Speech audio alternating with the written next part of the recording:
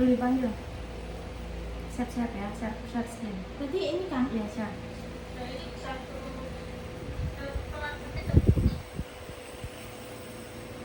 Kepada presenter Amelia kita dan kawan, saya persilahkan. Waktunya hanya 5 menit saja. Oke, baik.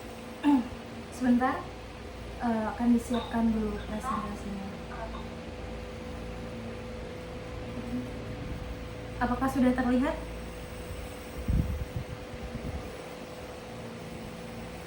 Baik, akan saya mulai. Bismillah, Assalamualaikum warahmatullahi wabarakatuh. Selamat siang, menjelang sore kepada teman-teman semuanya. Perkenalkan, nama saya Abelohita. Saya perwakilan dari kelompok penulisan paper kami. Kami dari instansi UIN Raden Masjid Surakarta. Nah, pada kali ini kita mengambil tema dari Global Perspective on Mental Health Counseling and Faith Dakwah dengan subtema Career Counseling and Psychological Well-being. Nah, di sini kami mengambil judul peran konseling karir dalam meningkatkan kesejahteraan psikologis generasi Z, kajian literatur. Next. Mengapa Gen Z merasa cemas dan bingung tentang masa depan? Nah, dari sini ada beberapa faktor. Next. Nah, faktor pertama itu perubahan teknologi yang cepat menuntut adaptasi tinggi. Kemudian yang kedua, ketidakpastian dunia kerja dan persaingan yang ketat. Yang ketiga, tekanan sosial dari lingkungan dan media digital. Dan yang keempat, kurangnya pemahaman diri terkait minat dan potensi. Nah, dari sini penjelasannya yaitu berdasarkan hasil kajian literatur yang kami lakukan, terdapat beberapa faktor utama yang menyebabkan generasi Z itu merasa cemas dan bingung terhadap masa depan. Nah, itu tadi ada 4 faktor, yang mana kondisi ini tentu berdampak pada kesejahteraan psikologis mereka, terutama Gen Z, yang menjadi aspek penting dalam kehidupan individu. Next. Kemudian ada kesejahteraan psychological well-being. Di sini ada beberapa poin, yaitu kemampuan individu menerima diri dan kondisi hidupnya, memiliki tujuan hidup yang jelas dan bermakna, mampu menjalin hubungan positif dengan orang lain, kemudian memiliki kemandirian dalam mengambil keputusan, terus berkembang dan menyesuaikan diri dalam lingkungan. Nah, untuk memahami dampak dari permasalahan ini tadi, kita perlu melihat konsep kesejahteraan psikologisnya. Kemudian kesejahteraan psikologis adalah kondisi di mana individu mampu menerima dirinya, memiliki tujuan hidup, menjalin hubungan yang baik, serta mampu berkembang secara positif. Kemudian jika aspek-aspek ini tadi tidak terpenuhi, maka individu akan lebih rentan mengalami stres, kecemasan, bahkan kehilangan arah hidup. Kemudian dan kondisi inilah yang banyak dialami oleh generasi Z. Untuk memahami dampak dari permasalahan tadi, kita perlu juga melihat konsep kesejahteraan psikologisnya. Lanjut, next. Peran konseling karir. Nah, di sini kita melihat kondisi tersebut itu tadi ada membantu individu memahami potensi, minat dan bakatnya. Kemudian kita juga bisa membantu menentukan arah dan tujuan karirnya. Kemudian mengembangkan kemampuan pengambilan keputusan, mengurangi kecemasan terhadap masa depan.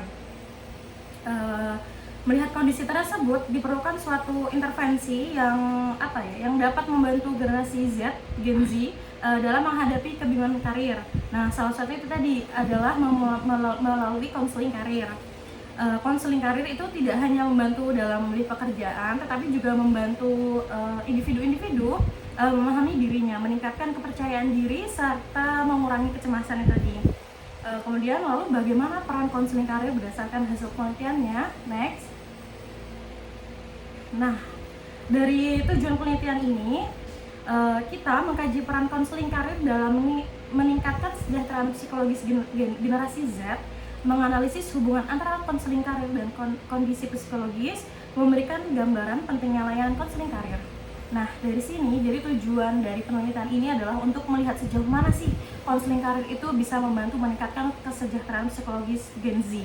Kemudian sekaligus untuk memahami bagaimana konseling karir sendiri berpengaruh terhadap kecemasan, kemudian kepercayaan diri dan kesiapan individu mereka dalam menghadapi di masa depan itu nanti. Kemudian next, ya metode penelitian. Metode penelitian yang kami gunakan, kita menggunakan pendekatan studi literatur yang relevan dengan topik pembahasan kami. Nah, data ini kita ambil dari artikel jurnal ilmiah, rentang tahun yang kita ambil 5 tahun ke belakang. Kemudian analisis kita analisis tematik. Next, hasil penelitian yang kami teliti yaitu adanya konseling karir ini tuh meningkatkan kesadaran diri seorang individu, kemudian memperkuat resiliensi individu, mengembangkan keterampilan sosial, kemudian memberikan dukungan psikologis. Berdasarkan dari hasil kajian literatur tadi, ditemukan bahwa konseling karir itu memiliki peran yang cukup luas ya dalam meningkatkan kesejahteraan psikologis Gen Z. Kemudian konseling karir ini tuh juga membantu individu untuk lebih mengenal dirinya, termasuk potensi minat dan arah hidupnya. Selain itu juga konseling karir juga dapat memperkuat resiliensi itu tadi, yaitu kemampuan di mana individu dalam menghadapi tekanan dan tantangan. Jadi tidak hanya itu tadi, juga keterampilan sosial juga berkembang serta adanya dukungan sosial dan yang membantu individu merasa lebih didukung secara emosional. Next. Ya, data pendukung. Data pendukung di sini, temuan ini tuh didukung oleh berbagai penelitian dalam kajian literatur ya, yang menunjukkan bahwa konseling karir itu berperan dalam membantu individu memahami potensi diri, mengurangi kecemasan, serta meningkatkan kesiapan dalam menghadapi masa depan. Next. Ya, analisis konseling karir di sini tidak hanya berperan dalam membantu individu menentukan pilihan pekerjaan, tidak hanya tentang karir berarti, tetapi juga berkontribusi dalam meningkatkan kondisi psikologisnya, terutama seperti kepercayaan diri, kesiapan menghadapi masa depan, serta kemampuan dalam mengelola tekanan. Next, baik, kesimpulannya di sini konseling karir itu tidak hanya berperan dalam membantu individu menentukan pilihan pekerjaan, tetapi juga berkontribusi dalam meningkatkan kondisi psikologisnya seperti kepercayaan diri, kesiapan menghadapi masa depan, serta kemampuan dalam mengelola tekanan. Mohon maaf, kurang lebihnya saya mohon maaf karena waktunya juga mepet. Terima kasih atas kesempatannya. Saya kembalikan ke moderator.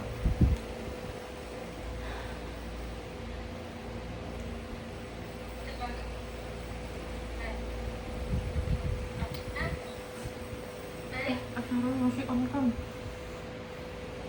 Selanjutnya ada Pak Arifin. Kami persilahkan untuk memberikan masukan dan pertanyaan.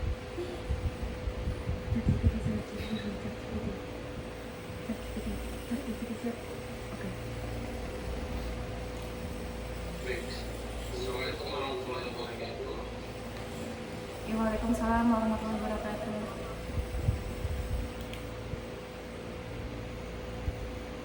Terima kasih kepada peserta dari Karir Mas Nadi Surabaya.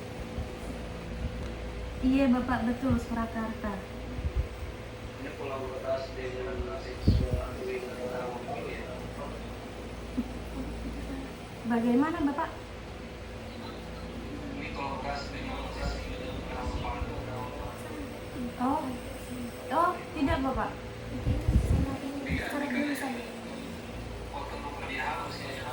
Oh iya, mungkin karena template tadi Pak.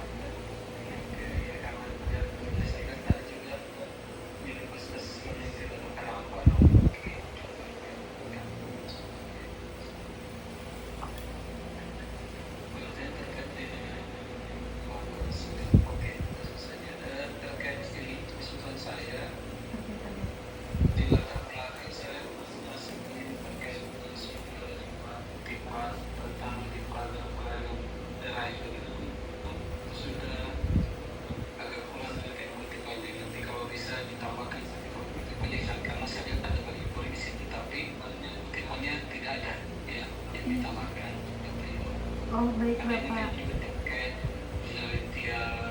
Studi literatur. Iya betul Bapak. Ini pengambilan datanya yang dari apakah dari Iya betul Bapak, kita menggunakan jurnal-jurnal. Kemudian untuk beberapa grand teori yang kita pakai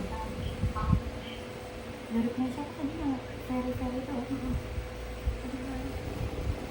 Kita pakai apa namanya? Well-being ya. Untuk well-beingnya kita menggunakan grand teorinya Ferry itu Pak. Revi.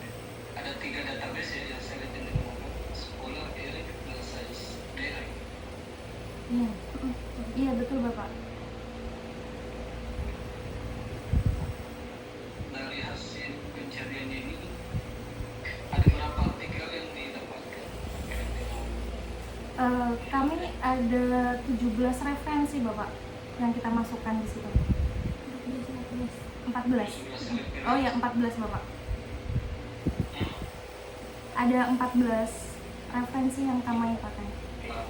Oke. Tapi di tabel kenapa cuma ada 8 referensi? Oh mungkin kurang berarti ya Pak ya. Iya kan? Berarti harus dimasukkan semuanya. Ya, nanti kalau bisa disesuaikan dengan jumlah literatur yang disebutkan di atas dengan yang ada di tabel, ya. Oke baik Bapak, terima kasih. Kalau di semua ada beberapa artikel, tapi dalam tabel cuma ada 8 artikel yang dimasukkan. Oke, kemudian